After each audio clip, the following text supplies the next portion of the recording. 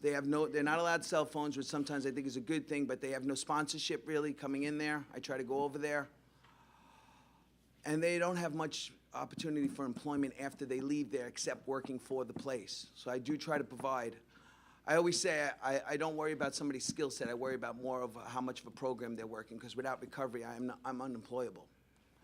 And I set that example for these men also.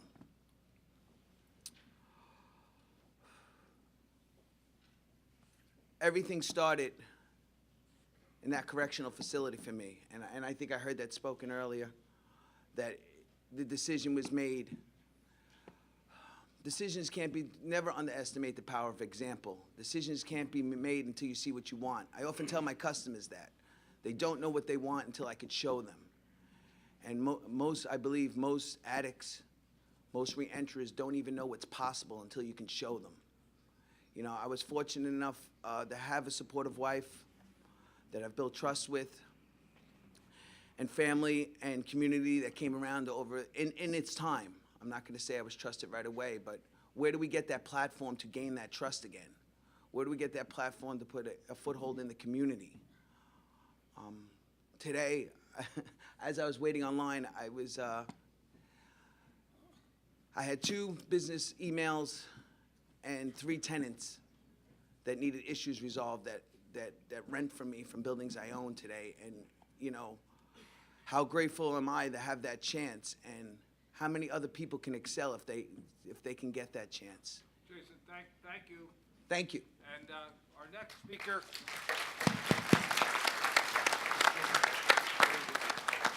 is a very courageous woman, Barbara Murray, who battled her way through addiction. Amen. And reentry, went through the integrity program, worked with Jim, and we'd like her to tell us a little bit about her story and the challenges of reentry. Thank you, Barbara. Good morning. Hello. My name is Barbara Murray. Good morning. You got to be closer to the mic. Good morning. Hello. My name is Barbara Murray. And I would like to say, I'm loud. I would like to say that I've been in a lot of jails, prisons, and I was incarcerated at Hudson County Correctional Facility.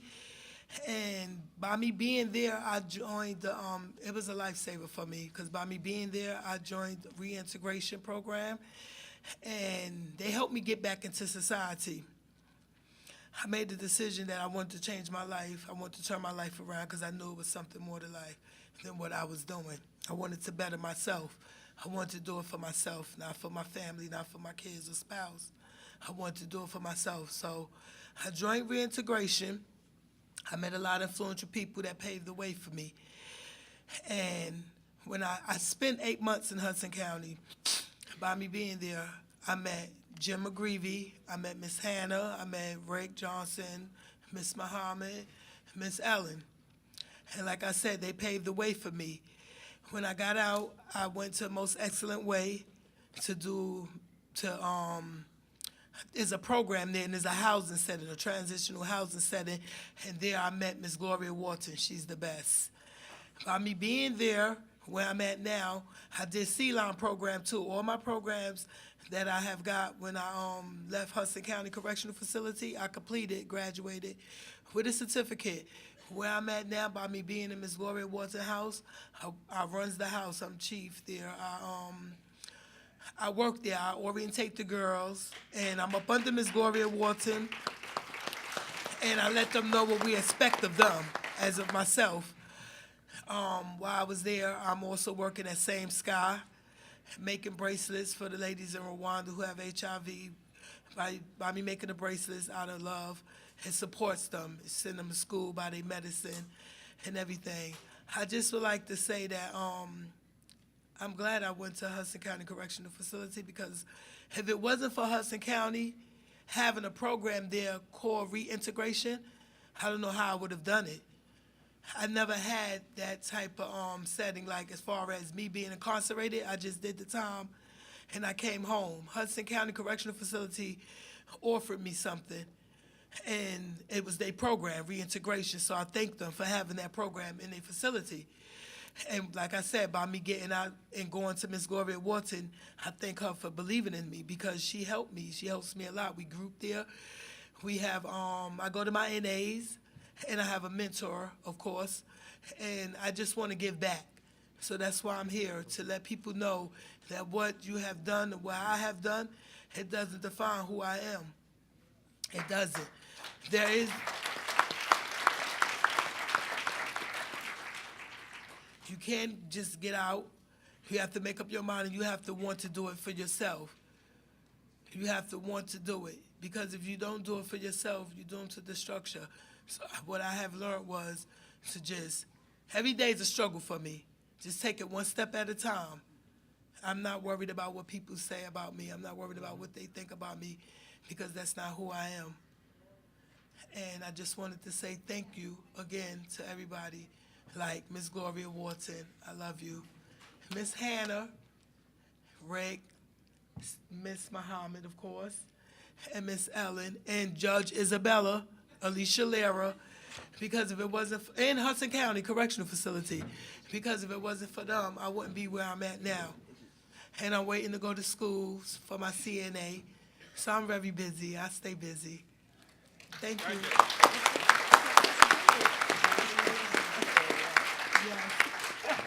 Barbara, thank you for reminding us that every day is a struggle. Yes. Every day is a struggle. Our next speaker is a young man, Matthew Mercurio, who's also early in recovery. He had spent a decade in prison, but now he's on the right path, and he gives back to a lot of other people. Matt? Thank you, Joe. Good morning.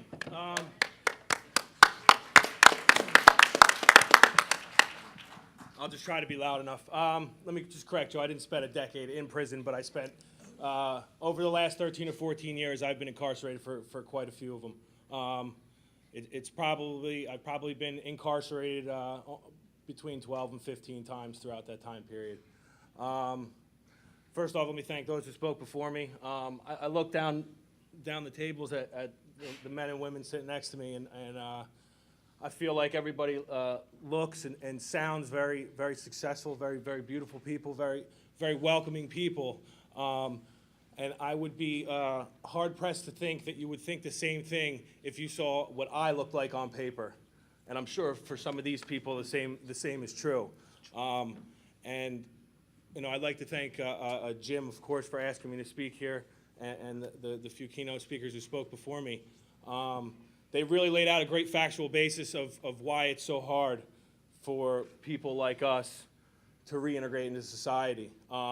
Because like I said, if you looked at me on paper, I have 14 felony convictions. You know, I've been sent to prison multiple times.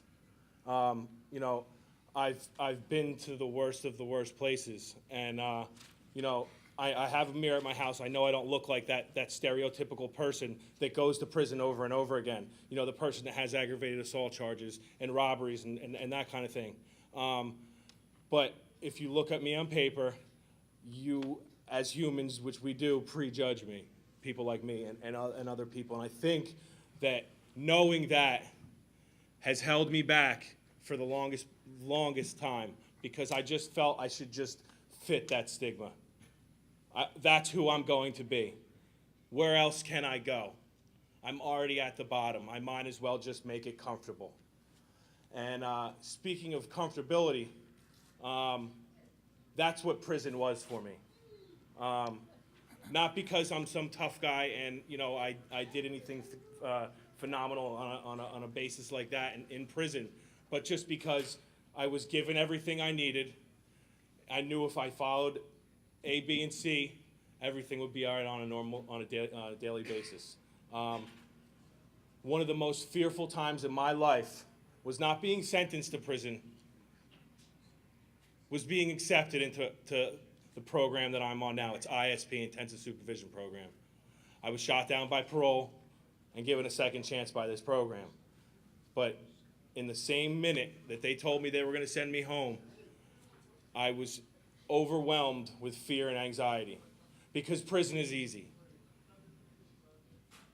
Living in jail is very, very simple. It's very easy. You don't walk out of line, and everything's fine.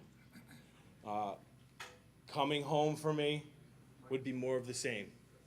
Can I just introduce, because you could just listen to the panel, and ladies and gentlemen, I just like you all to please stand. We're graced with the presence of our great governor, Governor Chris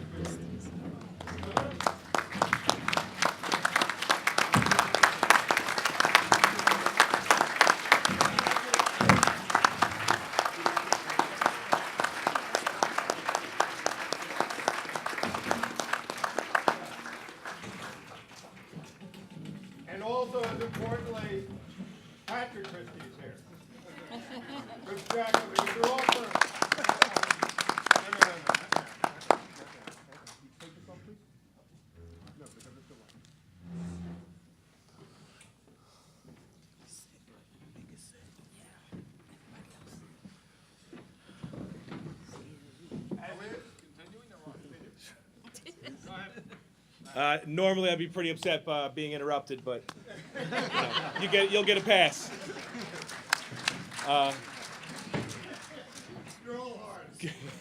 Governor, thank you for attending, and let me just reiterate that the people that spoke before me really did set up a great factual basis for what this program is.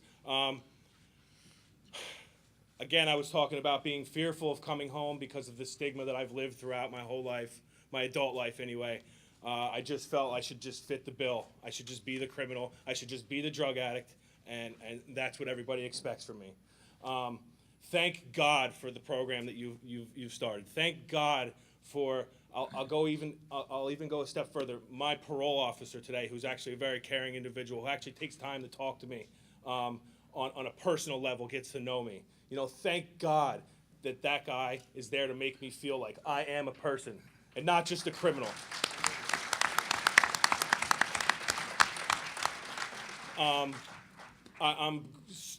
Jason said it. I have a lot of gratitude in my life. I have a lot of gratitude for the people who have reached out to me, who have tried to help me. Some have failed. I don't say they failed because the message was planted. I may have failed temporarily, but I just appreciate that people are willing to give us another shot again and again and again, because it really isn't over until it's over. You know, I see guys, I'm also an active member in a 12-step program. I see guys that come into this program at 60 and 70 years old and turn their life around. It's never over, you know. Thank God I got it at 29 years old. Matt, thank you. Thank you, Joe. Thank you for sharing, and thank you for reminding us as to the psychological struggle